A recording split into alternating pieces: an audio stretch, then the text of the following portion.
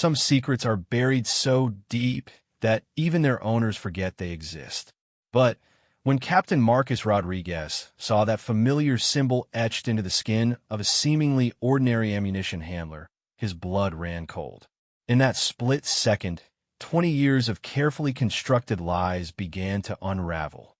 What started as a routine military cargo operation was about to expose a conspiracy that reached the highest levels of government, and Marcus was about to discover that the man loading bullets into his aircraft wasn't just any soldier. He was a ghost from a mission that officially never happened, carrying proof of war crimes that could topple nations.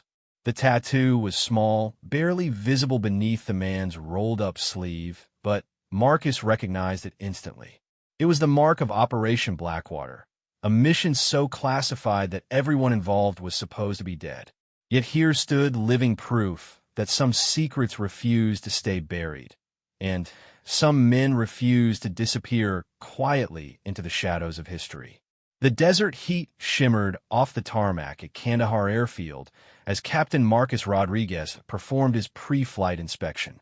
At 38, Marcus had seen enough combat missions to know that routine was everything. Every bolt checked, every system tested, every detail scrutinized. In Afghanistan, carelessness killed, and Marcus had no intention of becoming another statistic in a war that seemed to stretch endlessly into the horizon. You see, 130 Hercules transport aircraft sat heavy on the runway, its 4 turboprop engines gleaming under the harsh Afghan sun. Today's mission was straightforward: transport ammunition and supplies to a forward operating base near the Pakistani border. Nothing unusual, nothing that should have made his hands shake as he signed off on the manifest. But something felt wrong, though he couldn't put his finger on what it was. Marcus had been flying military transport for 15 years, ever since he graduated from the Air Force Academy with dreams of becoming a fighter pilot. Those dreams died quickly when his superior officers recognized his natural talent for precision flying and logistics coordination. Transport pilots weren't glamorous, but they were essential, and Marcus had learned to take pride in his role as the backbone of military operations.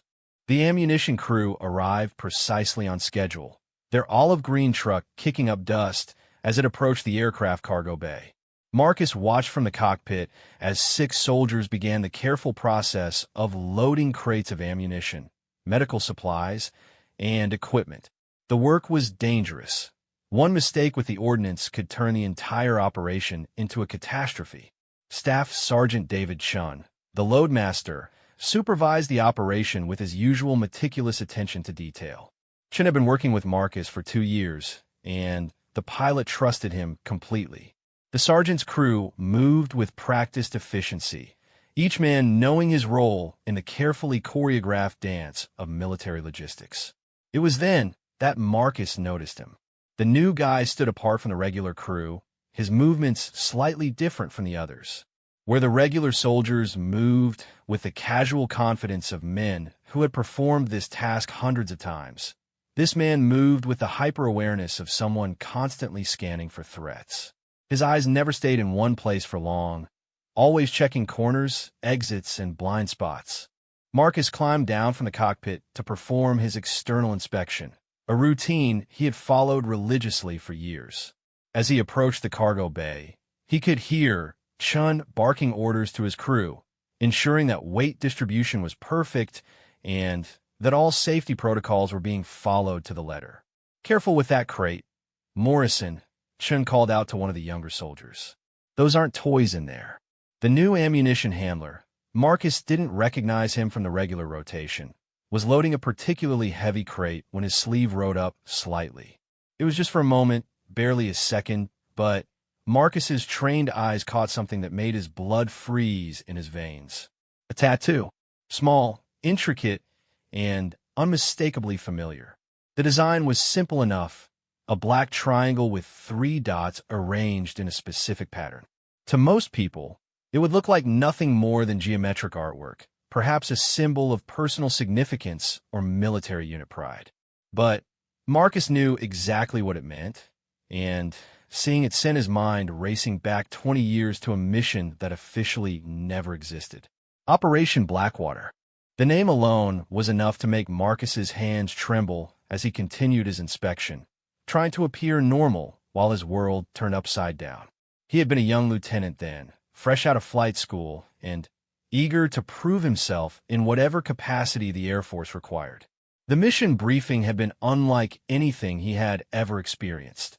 Held in a windowless room with no recording devices, no written orders, and stern warnings about the consequences of discussing the operation with anyone, ever.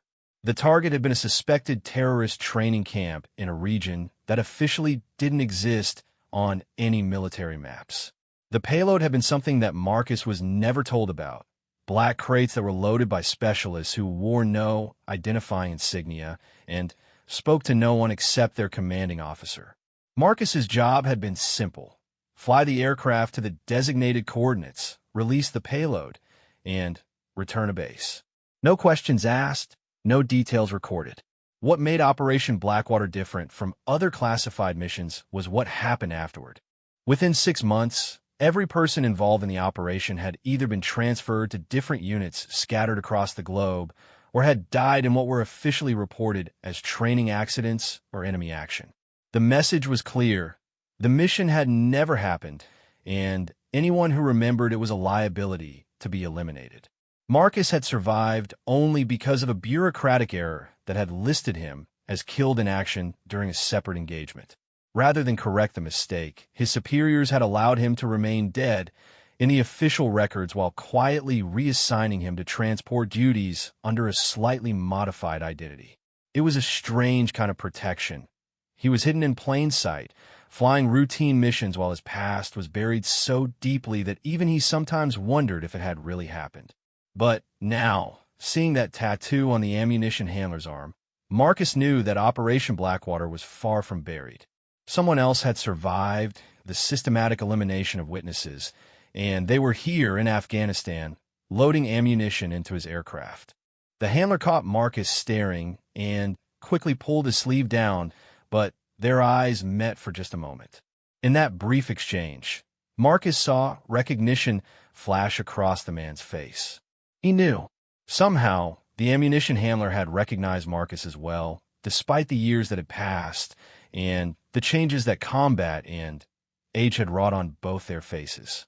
Marcus forced himself to continue his inspection, checking fuel lines and tire pressure while his mind raced through possibilities. Who was this man? What was he doing here? Most importantly, what did he want? The tattoo was the key. Marcus remembered the briefing about it. Every member of the Operation Blackwater team had received an identical mark, supposedly to identify them to friendly forces in case they were captured or separated from their units. It was a form of insurance, a way to prove their legitimacy to rescue forces who might not believe their story. But it had also become something else entirely, a death sentence for anyone discovered to be carrying it. As Marcus completed his walk-around inspection, he noticed that the ammunition handler was working alone on one particular section of crates.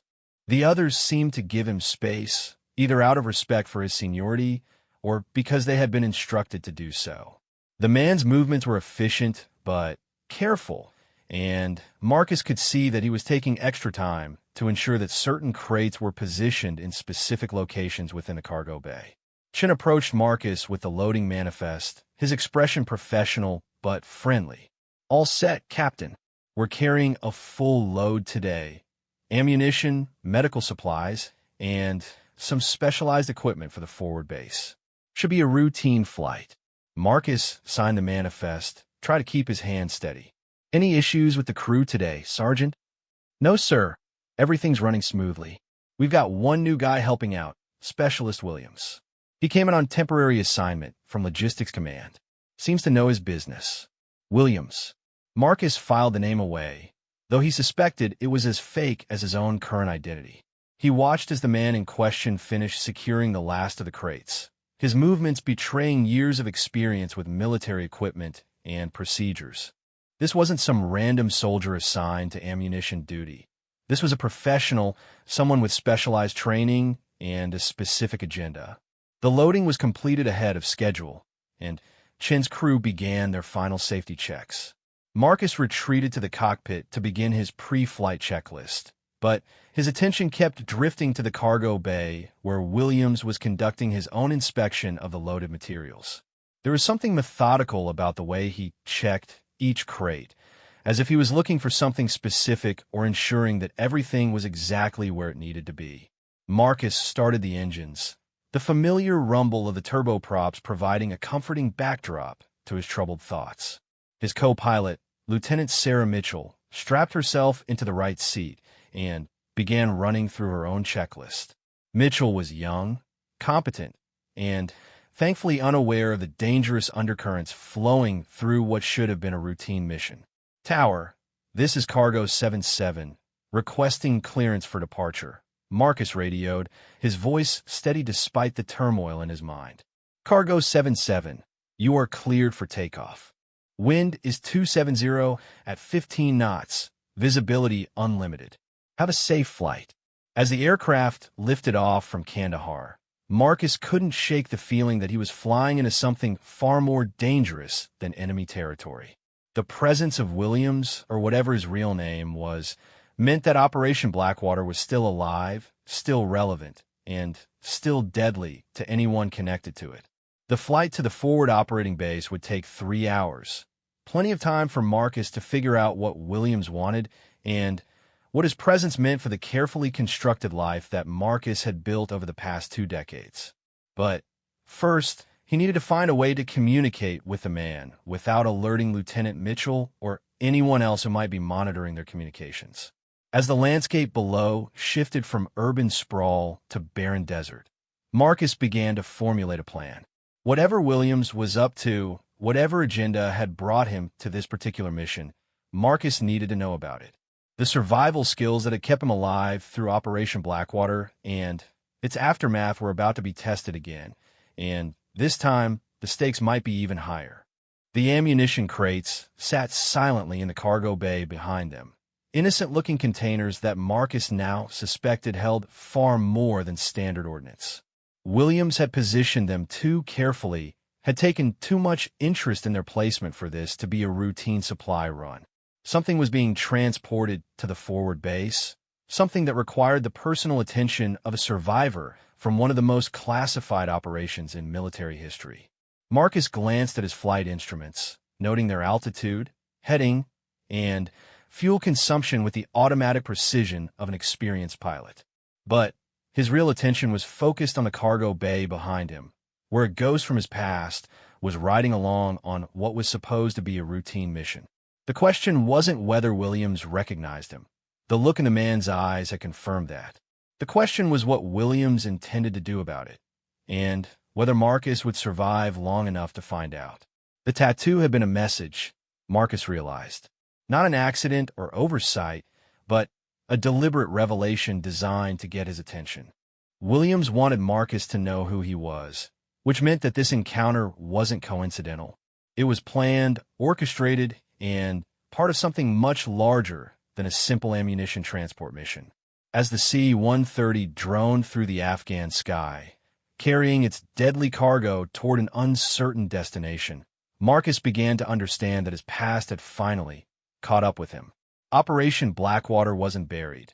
It was very much alive, and it was about to demand a reckoning that could destroy everything he had worked to build. The only question was whether he was ready to face the ghosts of his past, or whether those ghosts would finally succeed in putting him in the ground where the official records said he belonged. 30 minutes into the flight, Marcus made his decision. The uncertainty was eating at him worse than enemy fire ever had, and he needed answers before they reached their destination. He engaged the autopilot and turned to Lieutenant Mitchell. "I need to check something in the cargo bay," he told his co-pilot. "Maintain current heading and altitude. If anything unusual comes up, call me immediately." Mitchell nodded, her attention focused on the instrument panel. "Roger that, Captain. Everything looks good from here." Marcus unbuckled himself from the pilot's seat and made his way toward the cargo bay, his heart pounding with each step.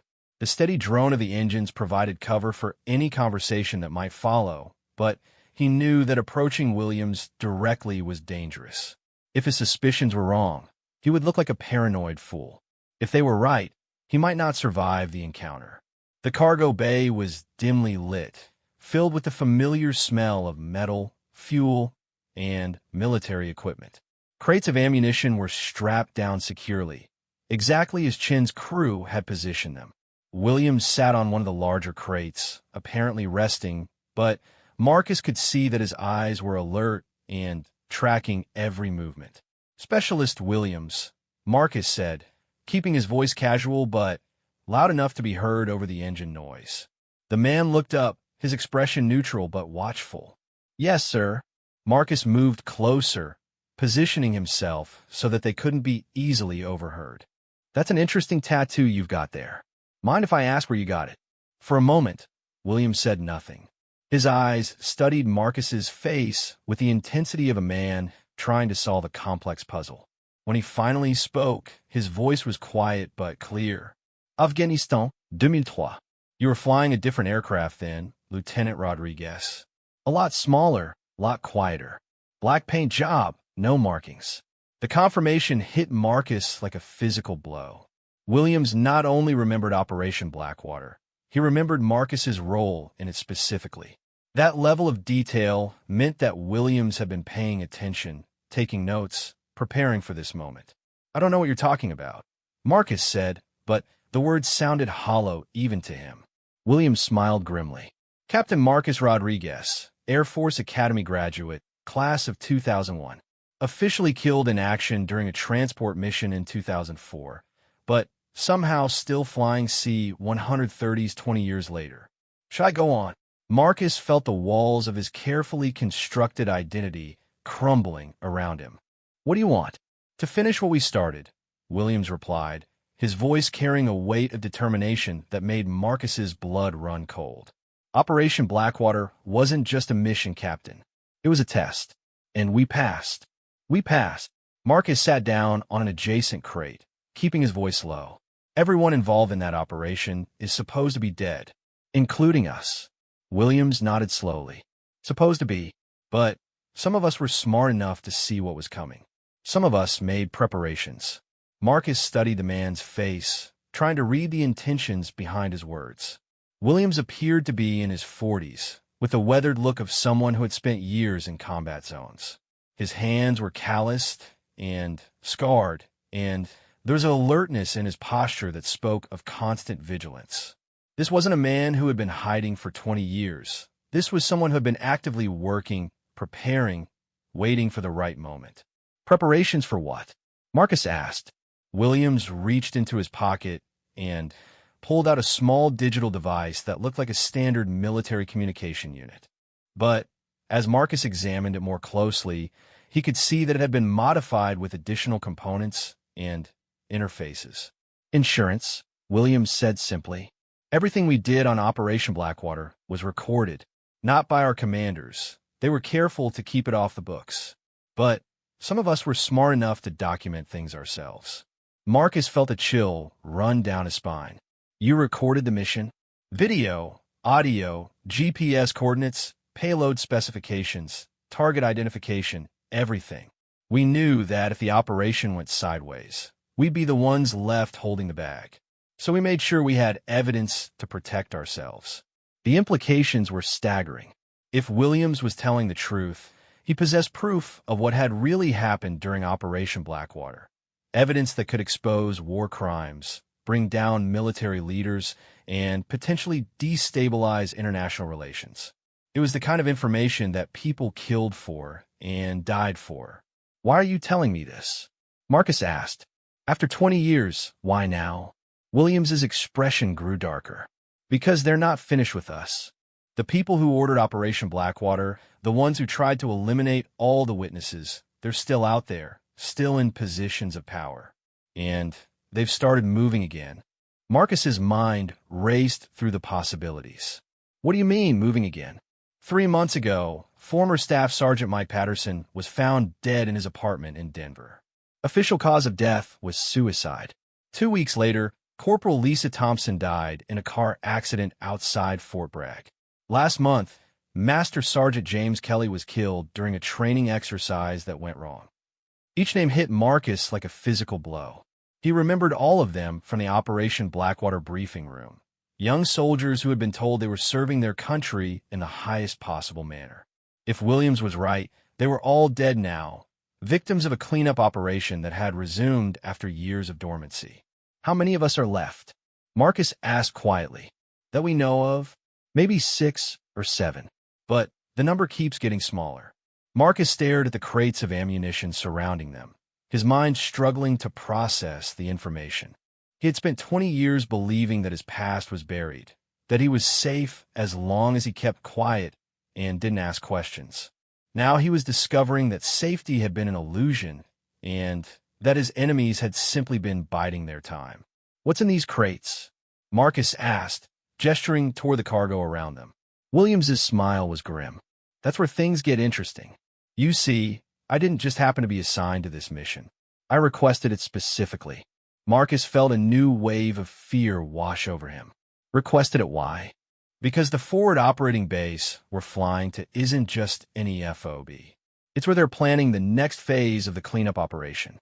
The commanding officer there, Colonel Harrison, was one of the planners for Operation Blackwater.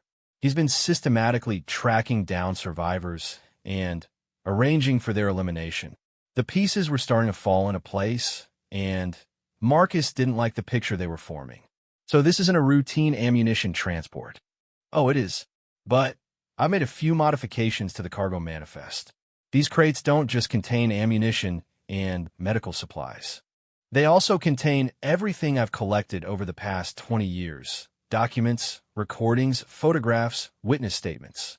Enough evidence to bring down everyone involved in Operation Blackwater and its cover-up. Marcus stared at Williams in shock. You're planning to deliver evidence to the people who want to kill you. I'm planning to deliver it to someone who can do something about it. There's a journalist at the forward base, someone who's been investigating military cover-ups for years. She doesn't know it yet, but she's about to receive the story of a lifetime. The plan was audacious, dangerous, and potentially suicidal. Marcus could see a dozen ways it could go wrong, starting with the fact that Colonel Harrison would almost certainly inspect the cargo before it reached any journalist. This is insane, Marcus said. They'll kill all of us before we even land. Williams shook his head. Not if we do this right. You see, Captain, you're not just a pilot on this mission. You're my insurance policy. Colonel Harrison knows who you are, knows your connection to Operation Blackwater. If anything happens to that evidence, if I mysteriously disappear before it reaches its destination, you're going to make sure the truth comes out. Marcus felt the trap closing around him. Williams had maneuvered him into a position where he had no choice but to cooperate. If he refused to help, Williams would expose his connection to Operation Blackwater, destroying his career and possibly his life. If he agreed to help, he would be actively working against people with the power and motivation to eliminate him permanently. What makes you think I won't just turn you in right now? Marcus asked. Williams's expression became deadly serious. Because you're not a coward, Captain. You never were. And because you know that running away didn't work for Patterson or Thompson or Kelly. They found them eventually, and they'll find you too. The only way any of us survive this is if we expose the truth and make it too expensive for them to continue the cover-up. Marcus looked around the cargo bay, weighing his options. Every instinct told him to walk away, to maintain the safety of his current situation for as long as possible. But Williams was right. The recent deaths proved that his safety was temporary at best. Eventually, his luck would run out, and he would join the growing list of Operation Blackwater casualties. What do you need me to do? Marcus asked finally. Williams pulled out a detailed map of the forward operating base, marked with various locations and personnel assignments. The journalist's name is Sarah Chun, no relation to your loadmaster. She's been embedded with the base for 3 weeks, supposedly doing a story about forward operations. But I've been monitoring her communications, and she's really investigating reports of illegal activities by military contractors in the region. Marcus studied the map, noting the positions of various buildings and security checkpoints. How do we get the evidence to her without alerting Harrison? That's where your pilot skills come in handy. The base has a civilian section where the journalists and aid workers are housed. During the unloading process, there's going to be a distraction, a small fire in one of the storage buildings, nothing dangerous, but enough to draw security away from the cargo area. While that's happening, you're going to help me move one particular crate to the civilian section. The plan was risky, but feasible. Marcus had enough experience with military bases to know that a fire alarm would indeed draw most of the security personnel away from routine operations. The window of opportunity would be brief, but it might be enough to accomplish their objective. What about after we deliver the evidence? Marcus asked. Harrison will figure out what happened eventually. Williams's expression became grim. That's why we need to be gone before he does. As soon as we finish the delivery, you're going to file a new flight plan for an emergency medical evacuation. There's always someone at these forward bases who needs urgent medical attention, and your transport authority gives you the discretion to make that call. Marcus nodded slowly. The plan had possibilities, but it also had enormous risks. If they were caught, they would face court-martial at best, and more likely they would simply disappear into the same black hole that had swallowed their former colleagues. There's something else, Williams continued. The evidence I've collected doesn't just implicate Colonel Harrison and the other Operation Blackwater planners. It goes all the way to the Pentagon, possibly to the Joint Chiefs themselves. If this gets out, it could bring down the entire military command structure. The magnitude of what Williams was proposing began to sink in. This wasn't just about exposing a single illegal operation. It was about revealing systemic corruption and cover-ups at the highest levels of military leadership. The people they were going up against had resources and influence that extended far beyond the confines of a single forward operating base. Marcus checked his watch and realized that they were less than an hour from their destination. If they were going to do this, they needed to finalize their plans quickly and make sure that every detail was perfect. There would be no second chances, no opportunity to correct mistakes once they were on the ground. Assuming we succeed, Marcus said, what happens to us afterward? Even if the truth comes out, we'll still be fugitives. The military doesn't forgive this kind of insubordination, regardless of the justification. Williams smiled for the first time since their conversation had begun. That's where you're wrong, Captain. You see, I haven't been working alone all these years. There are people in Congress, in the Justice Department, and in the intelligence community who have been waiting for exactly this kind of evidence. Operation Blackwater wasn't an isolated incident. It was part of a pattern of illegal activities that certain people have been trying to expose for years. Marcus felt a glimmer of hope. If Williams had allies in the government, people who could provide protection and legitimacy for their actions, then this mission might not be the suicide run he had assumed it would be. Who are these people? Marcus asked. Senator Elizabeth Warner, chair of the Senate Intelligence Committee. Deputy Attorney General Robert Shun. CIA Deputy Director Michael Santos. They've been building a case against military corruption for years, but they needed proof. Hard evidence that couldn't be dismissed or covered up. The names carried weight. These were serious people with serious power, not fringe activists or conspiracy theorists. If they were really involved, if they were really waiting for evidence from Operation Blackwater, then Marcus and Williams might actually have a chance of surviving their mission and seeing justice done. Marcus made his decision.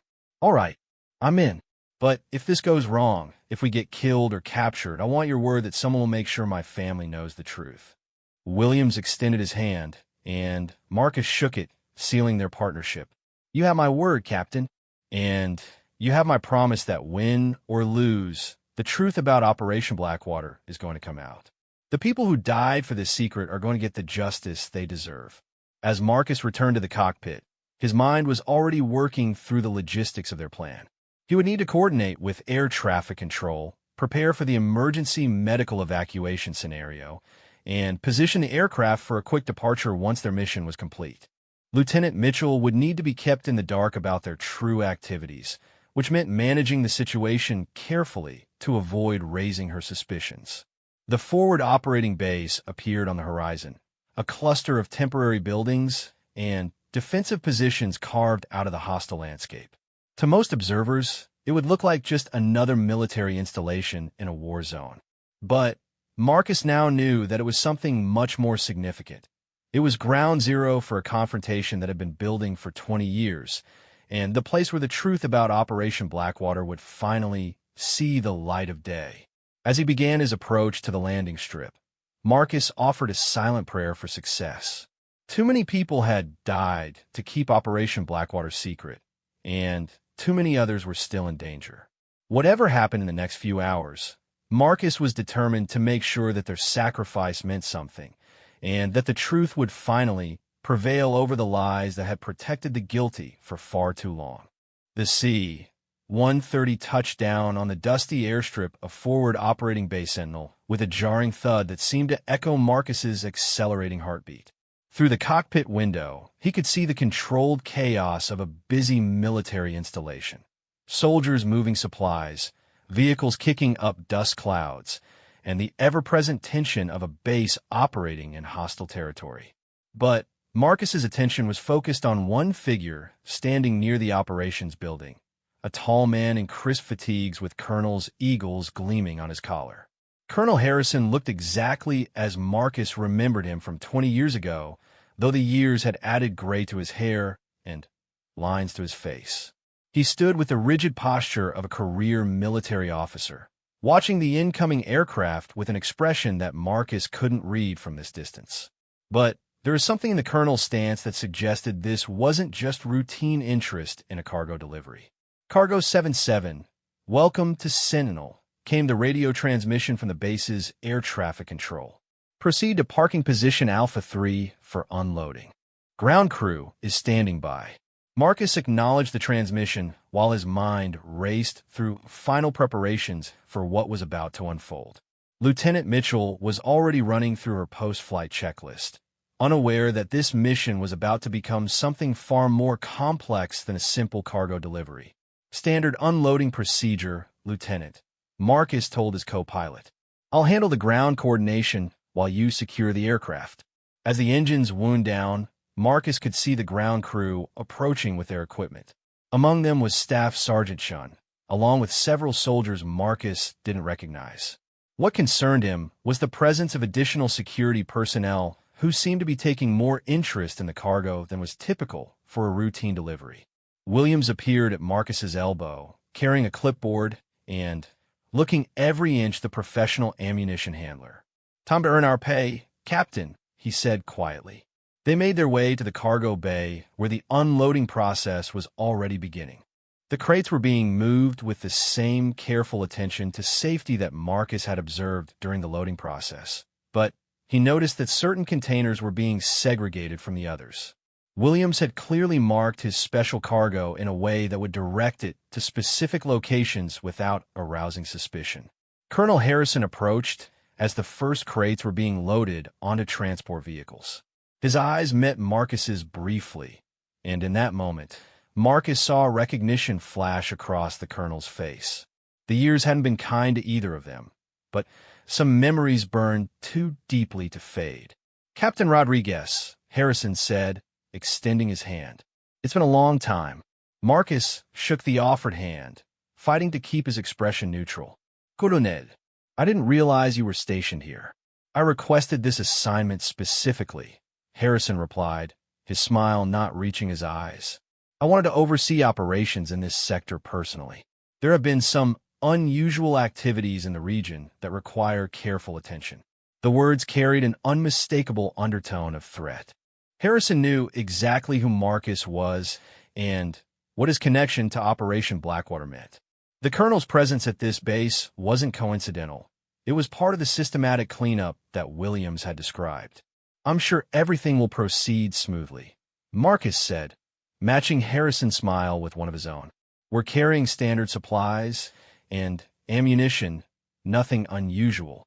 Harrison's eyes shifted to Williams, who was directing the placement of crates on the transport vehicles with professional efficiency. I always like to personally inspect cargo coming into my base. Security protocols, you understand. Marcus felt his heart rate spike. If Harrison decided to examine the crates containing Williams's evidence, their mission would end before it had truly begun. They needed the distraction Williams had promised, and they needed it soon. As if summoned by Marcus's thoughts, a shout arose from the direction of the fuel depot. Smoke was beginning to pour from one of the storage buildings, and the base's fire alarm began to wail. Soldiers dropped what they were doing and rushed toward the emergency, following established protocols for containing fires near volatile materials. Harrison cursed under his breath and turned toward the fire. "I need to coordinate the response. Captain, make sure your crew follows all safety procedures during the unloading process." "Of course, Colonel," Marcus replied, but Harrison was already striding away, barking orders into his radio. Williams moved swiftly to Marcus's side as the area around the aircraft began to clear. "Now," he said simply.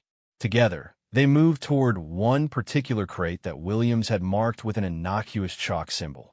The container was heavier than its size suggested, and Marcus could hear the subtle sound of electronic equipment inside as they lifted it. This was clearly the heart of Williams's evidence collection, the documentation that could bring down everyone involved in Operation Blackwater. The civilian section of the base was located about 200 meters from the cargo area, separated by a chain-link fence and a single security checkpoint.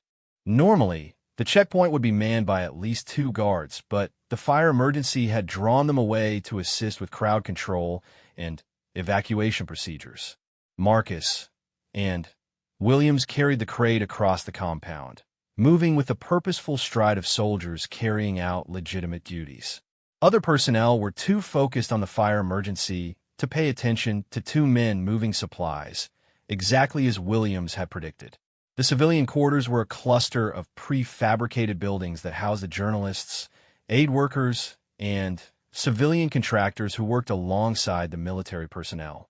Marcus had been to similar installations before, and he knew that security in these areas was typically lighter than in the purely military sections of the base. Williams consulted a small notebook and led them to a specific building marked with a red cross, the medical facility that served both military and civilian personnel. "She's in here," Williams said. "Room 3A. They carried the crate into the building, passing a reception area where a medic was monitoring radio communications about the fire. The medic glanced up as they passed, but showed no particular interest in their activities. Supply deliveries to medical facilities were routine occurrences. Room 3A turned out to be a small office that had been converted into a temporary workspace. A woman in her 30s looked up from a laptop computer as they entered. She had dark hair pulled back in a ponytail and wore the practical clothing of a field journalist: cargo pants, sturdy boots, and a photographer's vest with multiple pockets. "Sarah Chun?" Williams asked. The woman nodded, her expression curious but cautious. "Yes. Who are you?" Williams set down his end of the crate and pulled out his identification. "Specialist Williams, Logistics Division. This is Captain Rodriguez. We have a delivery for you." Sarah looked puzzled. "I'm not expecting any deliveries. What's in the crate?" Williams moved to the door and quietly closed it, then turned back to Sarah with a serious expression. "Information. The kind of information that people kill for." Sarah's journalistic instincts clearly kicked in because her posture straightened and her eyes sharpened with interest. "What kind of information?" Marcus found himself speaking before he had consciously decided to. "Evidence of war crimes. Cover-ups that go to the highest levels of military command. Operations that were supposed to stay buried forever."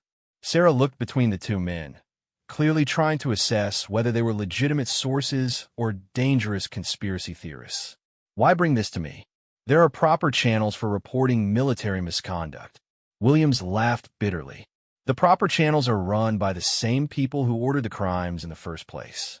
We tried official routes before. People who take that approach have a tendency to die in training accidents or commit suicide." Sarah's expression became more serious.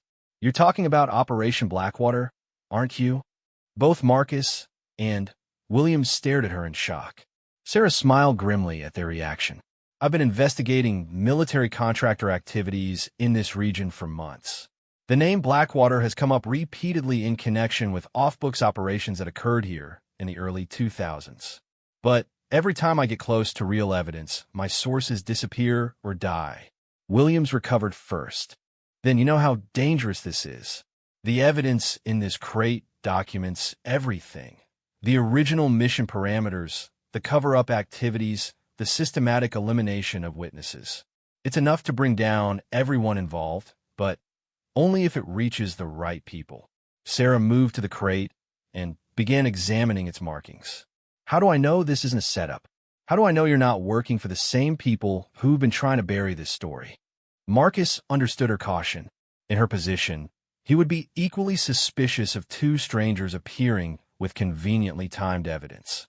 Because Colonel Harrison is the commanding officer of this base, and he was one of the primary planners for Operation Blackwater. If we were working for them, we wouldn't be trying to expose him. Sarah's eyes widened. Harrison? I've been trying to get an interview with him for weeks. He keeps putting me off, saying he's too busy with operational matters. He's been busy, Williams said. Busy arranging for the elimination of Operation Blackwater survivors. 3 of our former colleagues have died in the past few months, all in supposedly accidental circumstances. Sarah pulled out a digital recorder and set it on her desk. I need you to tell me everything. Start from the beginning and don't leave out any details. For the next 20 minutes, Williams and Marcus took turns explaining the history of Operation Blackwater, their roles in the mission, and the systematic cover-up that had followed. Sarah asked pointed questions, demonstrating a thorough understanding of military procedures and intelligence operations. Marcus found himself impressed by her professionalism and her obvious commitment to getting the story right. The evidence is all in the crate, Williams concluded. Video recordings, audio files, documents, photographs, everything needed to prove that Operation Blackwater happened and that high-ranking military officers have been covering it up for 20 years. Sarah was about to respond when the sound of approaching vehicles drew their attention. Through the window, Marcus could see a convoy of military trucks pulling up outside the civilian quarters. Armed soldiers were dismounting and taking positions around the building. They found us, Marcus said, his heart sinking. Williams moved to the window and peered out carefully. Harrison must have realized what happened when he didn't find the evidence crate in the standard cargo. He's locked down the entire civilian section. Sarah looked between the two men with a mixture of fear and determination. How much time do we have? Not much, Marcus replied, but maybe enough. Do you have satellite communication equipment? Sarah nodded and pointed to a complex array of communication gear in the corner of the room. Military-grade uplink, courtesy of my news organization. I can reach anyone in the world from here. Williams moved to the crate and began pulling out equipment. Then, we transmit everything now before they can stop us. Upload it to multiple locations. Send it to your editors. Contact those allies I mentioned in Congress. Marcus could hear soldiers entering the building, their voices echoing through the corridors as they began a systematic search. They're doing a room-by-room sweep. We've got maybe 5 minutes before they reach us. Sarah's fingers flew over her keyboard as she established connections to multiple servers and communication networks. I'm uploading to our secure servers and sending copies to several government contacts who've been helping with my investigation. Williams handed her drive after drive, each containing different aspects of his evidence collection. This one has the original mission recordings. This one contains communications between Harrison and other commanders about the cover-up. This one has documentation of the recent murders. The sound of search activities was getting closer, and Marcus could hear Harrison's voice directing the operation. The colonel was clearly taking personal command of the effort to contain the situation, which suggested that he understood exactly what was at stake. Upload complete, Sarah announced. The files are now in the hands of the Senate Intelligence Committee, the Justice Department, and 3 major news organizations. Even if they destroy everything here, the evidence is already beyond their reach. Williams smiled with grim satisfaction. 20 years of work finally paying off. Marcus checked his sidearm, knowing that they were probably going to need to fight their way out of the building. Any suggestions for an exit strategy? Before Williams could answer, the door to the room burst open, and Colonel Harrison entered with 6 armed soldiers. His face was flushed with anger, and his eyes promised violence for anyone who resisted his authority. "Captain Rodriguez, Specialist Williams," Harrison said, his voice deadly calm. "You've caused quite a disturbance on my base." Marcus stepped forward, placing himself between Harrison and Sarah. "We're just delivering supplies, Colonel. Nothing more." Harrison laughed coldly. Supplies that happened to include classified materials related to operations that never officially existed. That's an interesting coincidence. Williams matched Harrison's stare with one of his own. Not as interesting as the coincidence that 3 Operation Blackwater survivors have died in the past 3 months, all under your command authority. Harrison's mask of professionalism slipped for just a moment, revealing the fury beneath. Those men died because they couldn't leave the past alone. They forgot the most important rule of military service. Some secrets are worth dying for. Sarah stood up from her computer, her recorder still running. "Colonel Harrison, I'm Sarah Chun, correspondent for Global News Network. Are you confirming that you ordered the deaths of former military personnel to cover up illegal activities?" Harrison's attention shifted to Sarah, and Marcus could see him calculating the implications of her presence. "Miss Chun, you're in violation of base security protocols. These men have brought unauthorized materials onto my installation, materials that pose a threat to national security." "The only threat to national security is the cover-up you've been maintaining," Sarah replied. "The evidence has already been transmitted to multiple agencies and news organizations. The story is out, Colonel. It's over." Harrison's expression became even more dangerous. "Nothing is over until I say it's over. Sergeant Miller, place all 3 of these individuals under military arrest. Charges of espionage, treason, and violation of national security protocols." The soldiers raised their weapons, and Marcus realized that Harrison was prepared to execute them rather than allow them to testify about Operation Blackwater. The colonel had come too far and committed too many crimes to allow the truth to destroy him now. But before the soldiers could act, the sound of approaching helicopters filled the air. Harrison frowned and moved to the window, his expression changing to one of confusion and growing alarm. "Colonel Harrison," came a voice over the base's public address system. "This is Deputy Director Santos, Central Intelligence Agency. You and your personnel will stand down immediately and prepare for federal investigation of this installation." Through the window, Marcus could see black helicopters landing on the base's main landing pad. Men in civilian clothes were dismounting and moving toward the command buildings with the efficient precision of federal agents conducting a raid. Harrison spun around to face Williams, his face pale with shock. "You set this up. This whole thing was a trap." Williams smiled for the first time since they had entered the room. "I told you I wasn't working alone, Colonel. While we were delivering evidence to Miss Chun, my associates were coordinating with federal authorities to ensure your arrest. Operation Blackwater is finished, and so are you." The soldiers in the room looked uncertain, clearly unsure whether to follow Harrison's orders or comply with what appeared to be a federal law enforcement operation. Their hesitation gave Marcus the opening he needed. "It's over, Colonel," Marcus said. 20 years of cover-ups, 20 years of murder and conspiracy. It's all coming to light now. You can surrender peacefully, or you can resist and add more charges to the list." Harrison's hand moved toward his sidearm, but one of his own soldiers stepped forward and gently restrained him. "Sir, I think we should wait for clarification from command." The sound of footsteps in the corridor announced the arrival of the federal agents. A moment later, a tall man in a dark suit entered the room, followed by several agents with drawn weapons. "Colonel Harrison, I'm Deputy Director Santos, CIA. You're under arrest for conspiracy, murder, and violation of federal statutes related to classified operations. You have the right to remain silent." As Harrison was led away in handcuffs, Marcus felt a weight lifting from his shoulders that he had been carrying for 20 years.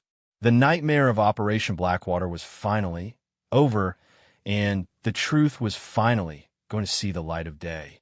Sarah was already on her phone, dictating the beginning of what would undoubtedly become the biggest military scandal in decades. Williams was talking quietly with Deputy Director Santos, providing additional details about the evidence they had collected. Marcus looked out the window at the base that had been transformed from a routine military installation into the center of a major federal investigation. In a few hours, the story would break worldwide, exposing the corruption and cover-ups that had protected Harrison and his associates for 2 decades. The truth, Marcus reflected, had been worth the wait. But, more importantly, it had been worth the risk. 6 months after the arrest of Colonel Harrison, Marcus Rodriguez sat in the witness chair of the Senate Intelligence Committee hearing room, facing a panel of senators and a gallery packed with journalists, military officials, and family members of Operation Blackwater victims. The ornate chamber buzzed with anticipation as Chairman Senator Elizabeth Warner called the session to order. "Captain Rodriguez," Senator Warner began, her voice carrying the weight of authority and genuine concern. "You have been granted full immunity in exchange for your testimony regarding Operation Blackwater and its subsequent cover-up. Are you prepared to tell this committee the complete truth about these events?" Marcus adjusted the microphone and looked out at the audience. In the front row, he could see Sarah Chun, whose initial reporting had sparked the investigation that led to this moment. Next to her sat Williams, whose real name, Marcus had learned, was Staff Sergeant David Morrison. Looking relieved but tired after months of protective custody and debriefings. "Yes, Senator, I am," Marcus replied, his voice steady despite the magnitude of what he was about to reveal. The past 6 months had been a whirlwind of investigation, interrogation, and revelation. The evidence that Williams Morrison had collected over 20 years had proven even more damaging than they had initially realized. The Operation Blackwater conspiracy reached into the Pentagon, involving not just Colonel Harrison, but a network of officers, defense contractors, and government officials who had profited from illegal weapons trafficking and war crimes. "Captain, please tell the committee about the events of March 15th, 2003, and your role in what was designated Operation Blackwater," Senator Warner prompted. Marcus took a deep breath and began his testimony, recounting the mission briefing, the flight to the target coordinates, and the payload release that had resulted in the destruction of what was later determined to be a civilian refugee camp, not a terrorist training facility. The payload itself had been experimental weapons provided by defense contractors who were using the military as unwitting test subjects for BAM munitions. The target intelligence was deliberately falsified, Marcus explained to the hushed chamber. Colonel Harrison and his associates knew they were ordering an attack on civilians, but they needed field test data for weapons systems that were being developed for international sale. Senator Robert Chun, no relation to Sarah or Sergeant Chun, leaned forward in his chair. "Captain, you're testifying that American military personnel deliberately targeted civilians to test illegal weapons for profit?" "Yes, sir. The subsequent investigation has confirmed that the weapons used in Operation Blackwater were later sold to international clients based on the performance data collected during our mission. The profits from those sales were shared among a network of military officials and defense contractors. The revelations that had emerged during the investigation had shocked even seasoned intelligence professionals. Operation Blackwater wasn't an isolated incident, but part of a systematic program of illegal weapons testing and trafficking that had generated millions of dollars in profits for the conspirators. The civilian casualties had been treated as acceptable losses in pursuit of financial gain. Marcus continued his testimony, describing the systematic elimination of witnesses that had followed the mission. The committee listened in grim silence as he detailed the staged accidents, the falsified records, and the climate of fear that had kept survivors silent for 2 decades. "Captain," Senator Warner interrupted, "you mentioned that you yourself were officially listed as killed in action. How did you survive the elimination program?" Marcus glanced at Morrison, who nodded encouragingly. "It was a bureaucratic error, Senator. My death was reported prematurely during a separate mission, and rather than correct the mistake, my superiors decided to use it as cover. I was transferred to transport duties under a modified identity and told to keep quiet about Operation Blackwater. And you accepted this arrangement? Marcus felt a flush of shame, even though he knew his choices had been limited. I was young, scared, and convinced that speaking out would only get me killed. I told myself that staying quiet was survival, not cowardice. I was wrong. The hearing continued for 3 days, with Marcus providing detailed testimony about every aspect of Operation Blackwater and its cover-up. Other witnesses followed: Morrison, Sarah Chun, family members of victims, and a parade of government officials who testified about the scope of the conspiracy and the ongoing investigation. The most dramatic moment came when former Colonel Harrison was brought in to testify. The man who had once commanded respect and fear now appeared broken and defiant, his military bearing replaced by the desperate demeanor of someone facing life imprisonment. "Colonel Harrison," Senator Warner addressed him, "do you wish to make a statement to this committee?" Harrison looked out at the audience with undisguised contempt. "I served my country for 30 years. Every decision I made was in the interest of national security and military readiness. If some people got hurt along the way, that's the price of freedom." The callousness of his statement sparked angry murmurs throughout the gallery. Harrison's refusal to show any remorse for the civilian deaths or the murder of his own soldiers demonstrated the moral bankruptcy that had enabled the Operation Blackwater conspiracy. Morrison was called to testify on the final day of the hearings. His 20 years of evidence collection had provided the foundation for the entire investigation, and his testimony revealed the personal cost of his dedication to justice.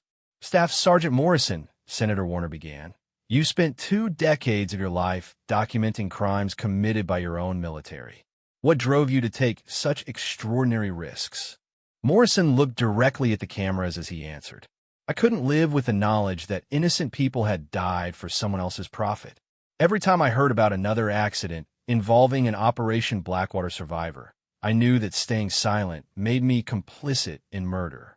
I owed it to the victims to make sure the truth came out, no matter what it cost me personally."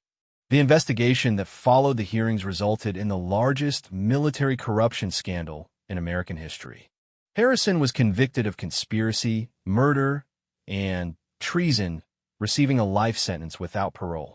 14 other military officers were court-martialed and sentenced to lengthy prison terms. 3 defense contractors lost their government contracts and faced federal criminal charges. But the most significant outcome was the comprehensive reform of military procurement and oversight procedures designed to prevent similar conspiracies in the future. The Operation Blackwater scandal had exposed systemic weaknesses in military accountability that required fundamental changes to address. Marcus found himself at the center of a media storm as the story captured international attention. His transformation from unwilling participant to whistleblower resonated with people around the world who understood the courage required to speak truth to power. But Marcus remained focused on the victims rather than his own role in exposing the conspiracy. "The real heroes are the people who died rather than stay quiet," Marcus told Sarah Chun during an interview after the hearings concluded. "Patterson, Thompson, Kelly, and the others, they paid the ultimate price for their integrity. I just wish I had found the courage to speak up sooner." Sarah's reporting on Operation Blackwater earned her a Pulitzer Prize for investigative journalism, but she used her acceptance speech to honor the victims and survivors who had made the story possible. Her coverage had been instrumental in maintaining public pressure for a thorough investigation and comprehensive reforms. Morrison chose to retire from public life after the hearings, declining book deals and media appearances in favor of working with veterans organizations to help other whistleblowers come forward with their own stories. His 20 years of evidence collection had set a new standard for the documentation needed to expose military corruption. The international implications of the Operation Blackwater scandal were equally significant. Several foreign governments demanded investigations into weapons purchases that had been based on data collected during the illegal testing program. Arms control treaties were strengthened to prevent similar abuses, and international oversight of weapons testing was enhanced. For Marcus, the aftermath of the scandal brought both vindication and a new sense of purpose. He was reinstated to his original rank and given a choice of assignments anywhere in the military. Instead, he chose to work with the Pentagon's new Oversight Division, helping to implement the reforms that emerged from the investigation. "I spent 20 years running from my past," Marcus reflected during his final interview with Sarah Chun. "Now I want to spend whatever time I have left making sure that other people don't have to make the same choices I faced." Military service should be about protecting innocent people, not exploiting them for profit. The legacy of Operation Blackwater extended far beyond the individuals directly involved. Military academies began teaching courses on ethical decision-making and the responsibility of service members to report illegal activities. Veterans organizations established support networks for potential whistleblowers, providing legal and financial assistance for those willing to expose wrongdoing. The scandal also sparked a broader national conversation about the militarization of foreign policy and the influence of defense contractors on military decision-making. Reform advocates used the Operation Blackwater revelations to push for greater transparency in military operations and stronger oversight of defense spending. But perhaps the most important outcome was the validation it provided for the families of victims who had spent years demanding answers about their loved ones' deaths. The official acknowledgement of the crimes committed during Operation Blackwater and its cover-up brought a measure of closure to people who had never stopped seeking justice. At the dedication ceremony for a memorial to Operation Blackwater victims, Marcus stood alongside Morrison, and Sarah Chun, as Senator Warner, delivered remarks honoring those who had died and those who had found the courage to speak out. The courage to expose wrongdoing, especially within our own institutions, requires a special kind of heroism, Senator Warner told the assembled crowd. "The people we honor today remind us that our highest loyalty must be to truth and justice, not to any individual or organization that betrays those principles." As Marcus looked out at the memorial wall bearing the names of Operation Blackwater victims, he thought about the young lieutenant he had been 20 years earlier, eager to serve, trusting in his superiors, and unprepared for the moral complexities of military service. That young man had made mistakes, had chosen silence over courage, had prioritized personal survival over justice. But that same young man had also carried the burden of those choices for 20 years and had finally found a strength to do what was right. The truth about Operation Blackwater was out, the perpetrators had been punished, and the system had been reformed to prevent similar abuses. It wasn't redemption exactly, because nothing could bring back the people who had died or undo the suffering that had been caused. But it was accountability, and it was justice, and it was a promise that their sacrifice had not been in vain. Marcus placed a small American flag at the base of the memorial, a gesture that represented both his service to his country and his commitment to the principles that service was supposed to embody. The flag would weather many storms in the years to come, but it would continue to stand as a symbol of the truth that could not be buried, the justice that could not be denied, and the courage that could not be defeated. The Operation Blackwater scandal became a watershed moment in American military history, a reminder that the greatest threats to national security often come from within, and that the greatest acts of patriotism sometimes require standing up to the very institutions we serve. For Marcus Rodriguez, it was the end of a 20-year nightmare and the beginning of a new chapter dedicated to ensuring that the truth would always find a way to prevail.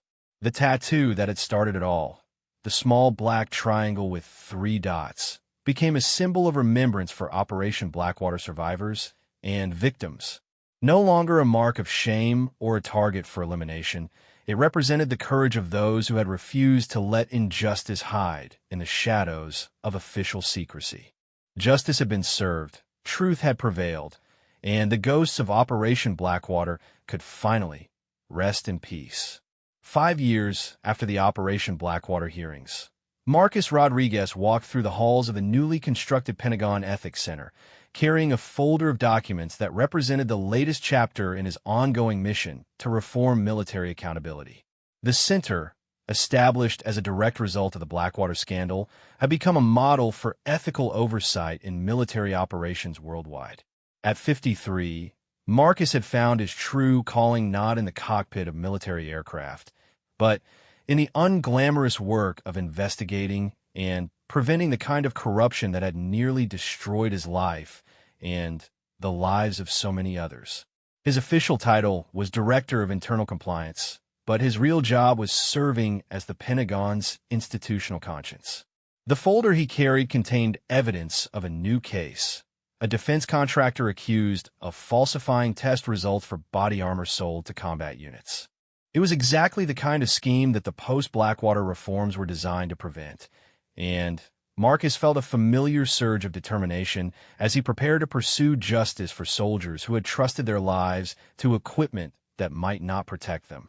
His office overlooked the Potomac River, a view that reminded him daily of the flow of time and the importance of ensuring that past mistakes were not repeated. The walls were decorated not with military commendations, but with photographs of Operation Blackwater victims and letters from their families expressing gratitude for the justice that had finally been achieved. A knock on his door interrupted his thoughts. Sarah Chun entered, looking as professional as ever, but carrying the air of someone who had become one of the most respected investigative journalists in the country. Her coverage of the Blackwater scandal had led to a successful career exposing corruption in government and military circles. "Marcus," she said, settling into the chair across from his desk. "I need to talk to you about something." Marcus set down the folder and gave her his full attention. Over the years, Sarah had become not just a professional contact, but a trusted friend, someone who understood the weight of the secrets they had helped expose and the responsibility that came with that knowledge. "What's on your mind?" Marcus asked. Sarah pulled out a tablet and showed him a news article. "There's been a development in the Morrison case." Marcus felt his heart skip a beat. David Morrison, the man formerly known as Specialist Williams, had largely disappeared from public view after the hearings, choosing to live quietly under federal protection. The threats against his life had never completely disappeared, as there were still people with connections to the original conspiracy who viewed him as a dangerous loose end. "What kind of development?" Marcus asked, though he dreaded the answer. "He's coming out of protection," Sarah replied. "Morrison is planning to testify in the War Crimes Tribunal in The Hague. Apparently, the evidence he collected about Operation Blackwater is relevant to a broader international investigation into illegal weapons trafficking." Marcus leaned back in his chair, processing the implications. The International Criminal Court had been investigating arms dealers and military contractors for years, and the Operation Blackwater evidence could provide crucial links between American military corruption and international war crimes. "Is it safe for him to testify publicly?" Marcus asked. Sarah's expression was grim. "That's what I'm worried about. Some of the people implicated in the broader investigation have resources and connections that extend far beyond what Harrison and his associates had. Morrison could be walking into a situation even more dangerous than what we faced 5 years ago." Marcus understood her concern. The Operation Blackwater conspiracy had been contained within American military and government circles, making it possible for federal authorities to provide protection and pursue justice. But an international investigation involved players with global reach and fewer constraints on their methods. "Have you spoken to Morrison about the risks?" Marcus asked. "I tried. He says he's tired of hiding, tired of looking over his shoulder. He wants to finish what he started, to make sure that all the victims get justice, not just the American ones." Marcus admired Morrison's commitment, but he also understood the reality of what they were dealing with. The evidence Morrison had collected didn't just implicate American officials.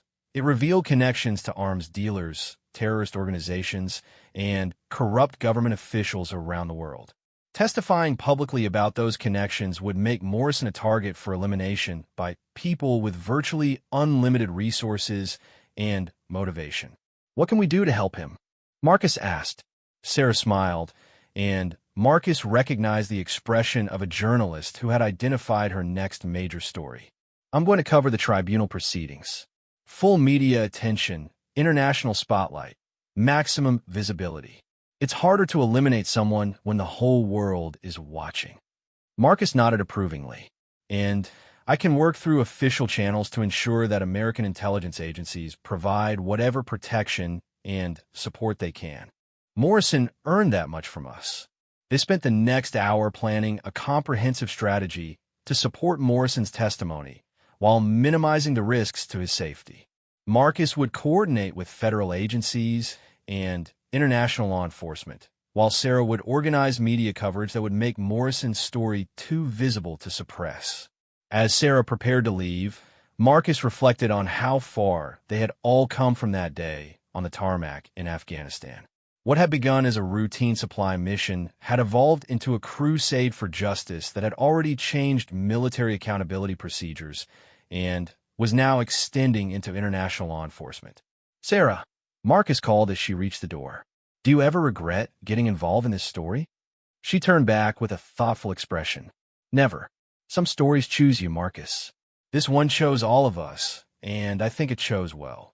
After Sarah left, Marcus returned to his work on the body armor case, but his mind kept drifting to Morrison and the courage required to continue fighting for justice despite the personal risks.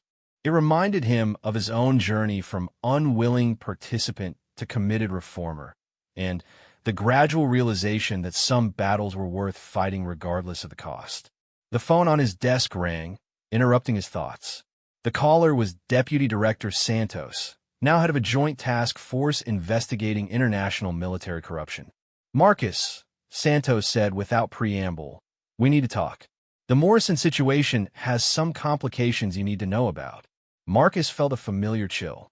What kind of complications? The kind that suggests the Operation Blackwater conspiracy went deeper than we originally thought. Morrison's evidence has revealed connections to active military operations that are still classified. There are people in very high places who would prefer that those connections remain hidden. Marcus understood the implication. The political and military officials who had been exposed and prosecuted after the Blackwater scandal were just the tip of the iceberg. The corruption and illegal activities they had uncovered extended into current operations, involving people who were still in positions of power and still capable of protecting themselves through any means necessary. How serious is the threat to Morrison? Marcus asked. Serious enough that we're recommending he reconsider his testimony, Santos replied. But, Morrison, he's not backing down. He says too many people have died for this to stay hidden, and he's not going to let their sacrifice be meaningless. Marcus felt a surge of pride mixed with fear. Morrison had spent 5 years in protection, 5 years of looking over his shoulder and living under an assumed identity. The fact that he was willing to emerge from that safety, to continue pursuing justice, demonstrated a level of courage and commitment that Marcus found both inspiring and terrifying. What do you need from me? Marcus asked. Help us convince Morrison that there might be other ways to get this information into the tribunal without putting himself at risk. You have credibility with him that official channels don't. Marcus agreed to meet with Morrison, though he suspected that the man who had spent 20 years collecting evidence about Operation Blackwater wasn't going to be easily dissuaded from completing his mission. Some people were driven by a sense of purpose that transcended personal safety, and Morrison had long ago proven that he was one of those people. The meeting was arranged for the following week at a secure federal facility outside Washington.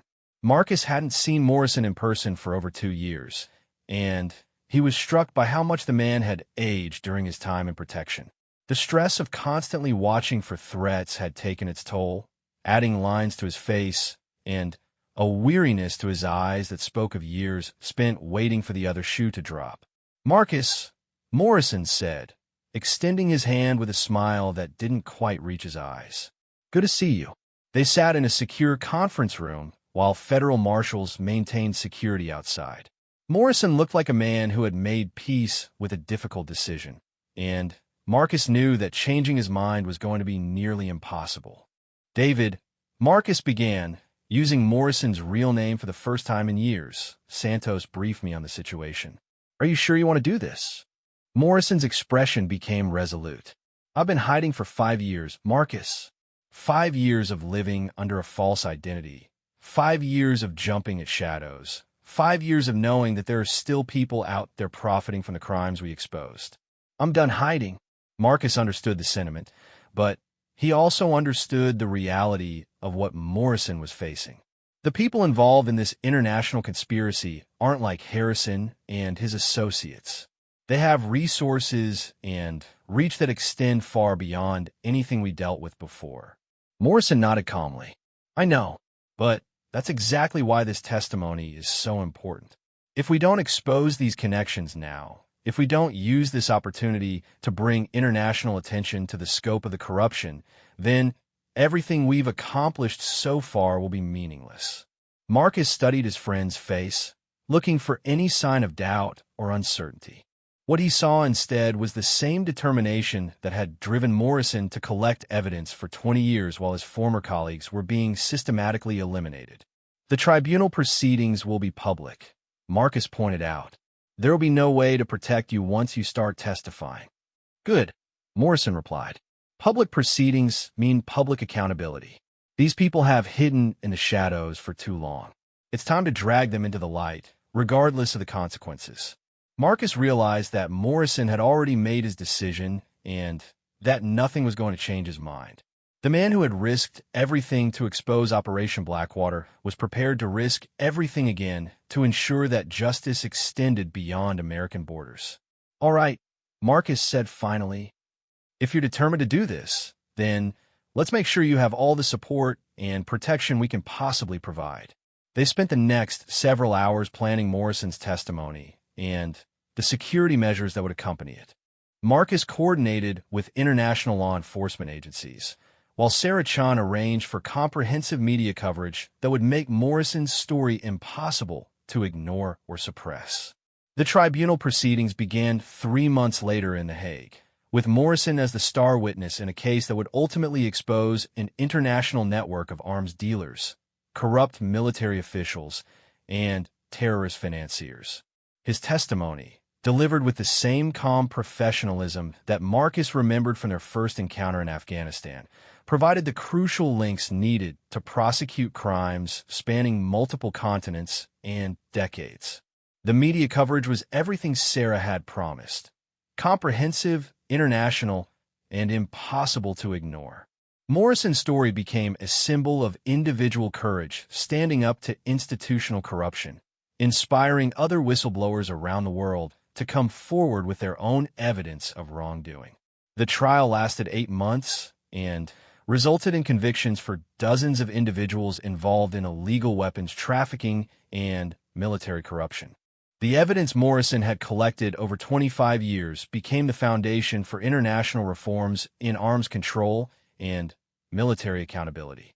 Marcus watched the proceedings from Washington, following every day of testimony and feeling a mixture of pride and anxiety as his friend exposed layer after layer of corruption and criminality. The threats against Morrison never materialized. The international attention and comprehensive security measures had apparently deterred his enemies from taking direct action. When the trial concluded with convictions across the board, Marcus felt a sense of closure that he hadn't experienced even after the original Operation Blackwater hearings. The conspiracy that had begun with illegal weapons testing in Afghanistan had finally been completely exposed, and everyone involved had been held accountable for their crimes.